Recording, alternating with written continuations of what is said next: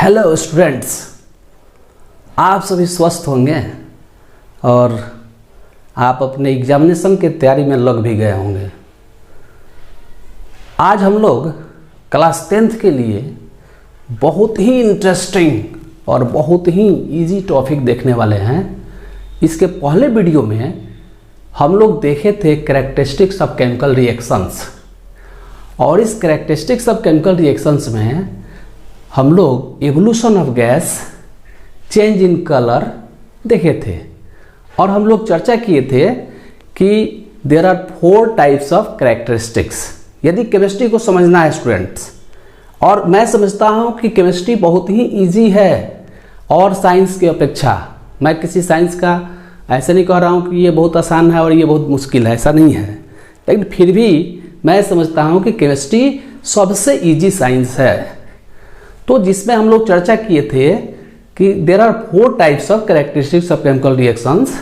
First one is evolution of gas, change in colour, change in physical state, change in temperature. Student, change in colour को बहुत से book में ऐसा दिया हुआ है कि प्रिसिपिटेशन, फॉर्मेशन ऑफ प्रिसिपिटेशन भी दिया हुआ है। तो चेंज इन कलर है वही फॉर्मेशन ऑफ प्रिसिपिटेट भी होता है। तो आज मैं टॉपिक जो लेकर चल रहा हूँ, आज हम लोग जो सीखने वाले हैं स्टूडेंट, जो थर्ड कैरेक्टरिस्टिक है चेंज इन फिजिकल स्टेट।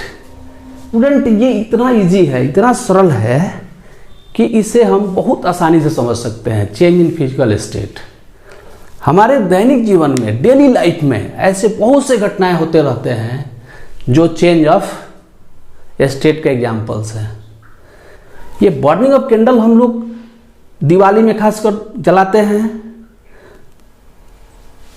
यहाँ तक कि किसी भी पर्व में, त्यौहार में हम इसका उपयोग करते हैं। बर्निंग ऑफ कैंडल पूजा पाठ में यूज करते हैं, या घर में कभी लाइट नहीं है तो हम कैंडल को जलाकर इसको लाइट उपलब्ध कराते हैं। तो ये स्टूडेंट, ये बर्निंग ऑफ कैंडल क्या है? यह भी एक केमिकल रिएक्शन है।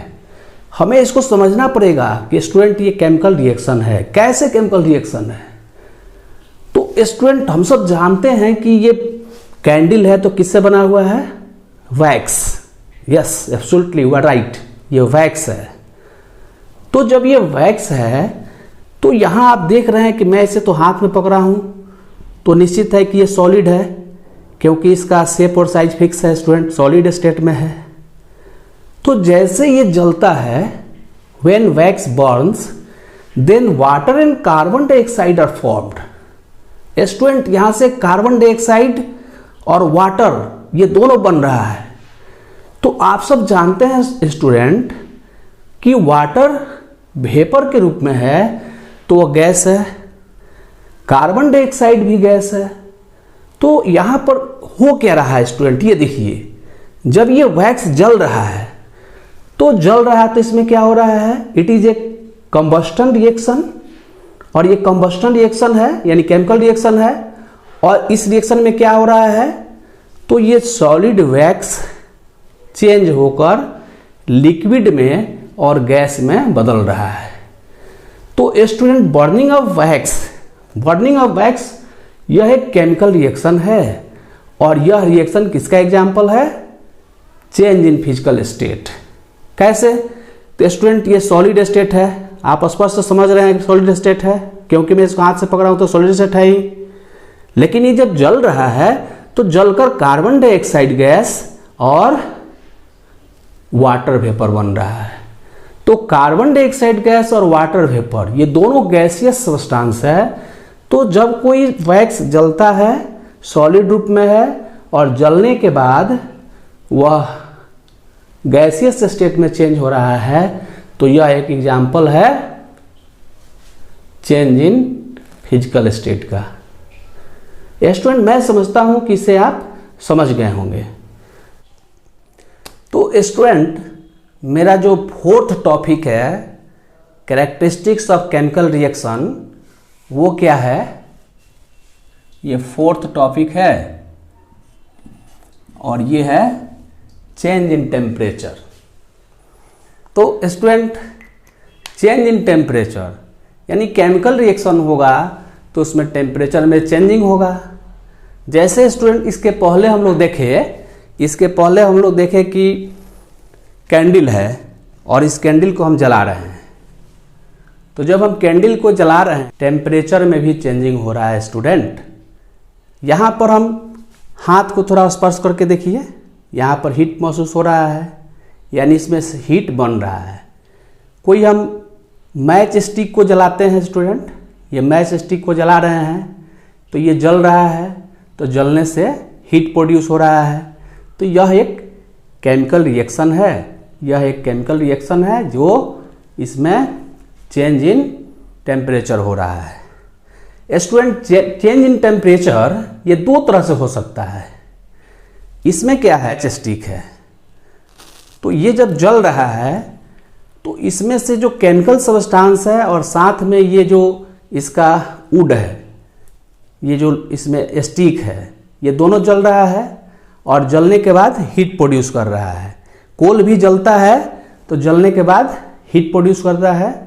तो स्टूडेंट कोल का जलना या मैच स्टिक का जलना या वुड का जलना, ये सब क्या चीज़ है, यह एक केमिकल रिएक्शन है और जो हमें चेंज इन टेम्परेचर के बारे में बता रहा है। स्टूडेंट हम लोग एक और चेंज के बारे में देखते हैं।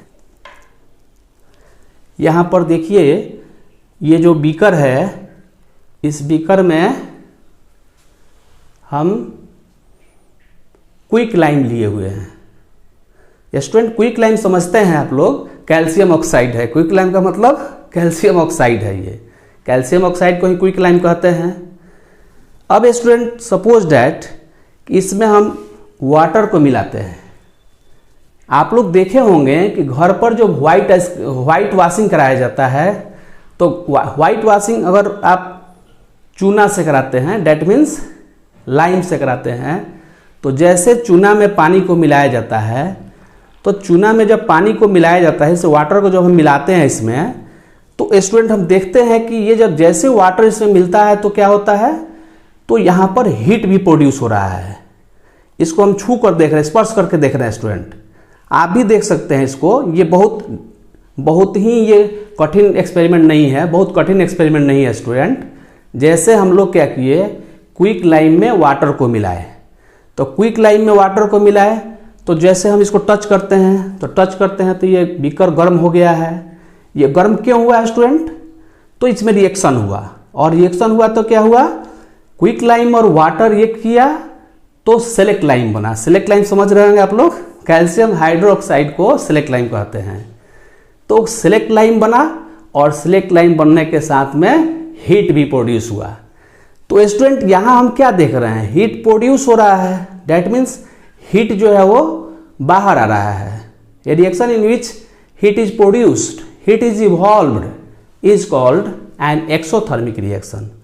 तो स्टूडेंट ये एक्सोथर्मिक रिएक्शन का एक एग्जाम्पल भी है। ये क्यों एक्सोथर्मिक है स्टूडेंट, क्योंकि जैसे हम क्विक लाइम में वाटर को मिलाए तो क्या हुआ, तो रिएक्शन हुआ, कैल्शियम हाइड्रोक्साइड बना यानी सेलेक्ट लाइम बना, और सेलेक्ट लाइम बनने के बाद हीट भी प्रोड्यूस हुआ। तो हीट बाहर आ रहा है, यानी हीट जो है इसमें प्रोड्यूस हो रहा है। सो इसे हम लोग एक्सोथर्मिक रिएक्शन कहेंगे। स्टूडेंट इसको हम लोग एक बार और चर्चा करेंगे, इसके बाद के वीडियो में हम लोग डिटेल्स में इसका एक बार और चर्चा करेंगे, ठीक है। एक और रिएक्शन है स्टूडेंट, जैसे आप लोग के मन में उठ रहा होगा कि जैसे ये बर्निंग ऑफ वैक्स है या बर्निंग ऑफ कोल है, तो बर्निंग ऑफ वैक्स है या बर्निंग ऑफ कोल है, तो यह भी एक एक्सोथर्मिक रिएक्शन है, क्योंकि इसमें भी हीट प्रोड्यूस हो रहा है स्टूडेंट। जैसे अब इसको देखते हैं तो यहाँ पर स्पर्श करते हैं हाथ से तो हीट हमें मिल रहा है, हीट प्रोड्यूस हो रहा है यहाँ, तो इसको भी हम एक्सोथर्मिक कहेंगे। बर्निंग ऑफ कोल है स्टूडेंट, बर्निंग ऑफ कोल है, तो बर्निंग ऑफ कोल में भी आप वहाँ हाथ रख के देखिए। बर्निंग ऑफ कोल मतलब जहाँ कोयला जल रहा हो वहाँ हाथ दूर से, अब हाथ जाड़े के दिनों में आप लोग प्रायः हम लोग सभी भी क्या करते हैं, ठंड से बचने के लिए जहाँ पर कोयला जल रहा हो, आग जल रहा है, वहाँ पर दूर से हम लोग हाथ को वहाँ रखते हैं तो हाथ गर्म होता है, यानी इससे हीट प्रोड्यूस हो रहा है, हीट बाहर आ रहा है, हीट इज गिवन आउट। तो यह भी एक जो है एक एक्सोथर्मिक रिएक्शन है। स्टूडेंट एक्सोथर्मिक रिएक्शन हो गया। एक्सोथर्मिक रिएक्शन जो है ये समझ गए आप लोग कि ऐसा रिएक्शन जिसमें क्या हो, हीट गिवन आउट हो, heat is produced, reaction in which heat is produced, ऐसा रिएक्शन जिसमें हीट प्रोड्यूस हो रहा है। जैसे एग्जांपल में बताया आप लोगों को कि कैल्शियम ऑक्साइड है और उसको वाटर मिलाते हैं, तो कैल्शियम ऑक्साइड में वाटर मिलाएंगे, सिलेक्ट लाइन बनेगा और हीट प्रोड्यूस होगा, तो यह एक एक्सोथर्मिक रिएक्शन है। लेकिन स्टूडेंट इसमें दूसरा भी एक रिएक्शन होता है, उसे हम लोग कहते हैं इंडोथर्मिक रिएक्शन कहते हैं, जिसकी चर्चा हम लोग बाद में और करेंगे। इसको इंडोथर्मिक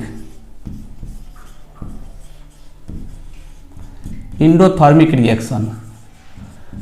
तो इंडोथर्मिक रिएक्शन क्या होता है स्टूडेंट? तो इंडोथर्मिक रिएक्शन क्या होता है, मैं यहां पर उसको अभी इक्वेशन के माध्यम से मैं समझा देता हूं और बाद में उसे हम लोग एक्सपेरिमेंट के माध्यम से भी देखेंगे। जैसे मान लीजिए कि हम लोग ये रिएक्शन देखते हैं कि कैल्शियम कार्बोनेट है, CaCO3 है, सॉलिड स्टेट में है ये।